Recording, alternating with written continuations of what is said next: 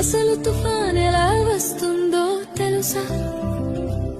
సముద్రం మొదట ప్రశాంతంగా ఉంటుంది, అలలు మెల్లగా తాకుతూ ఉంటాయి. కానీ సూర్యుడు బాగా వేడెక్కితే సముద్రపు నీరు కూడా వేడిగా మారుతుంది. ఆ వేడి నీటి మీద ఉన్న గాలి కూడా వేడి అవుతుంది, పైకి ఎగురుతుంది. గాలి పైకి ఎగినప్పుడు కింద ఖాళీ అవుతుంది.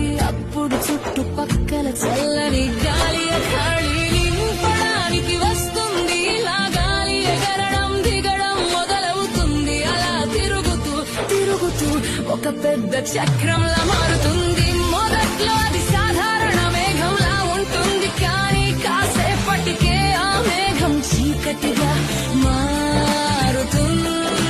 మేఘాల మధ్య మెరుపులు మెరుస్తాయి, గాలి గర్జిస్తుంది. సముద్రం మీద గాలి వేగం 60-80-100 కిలో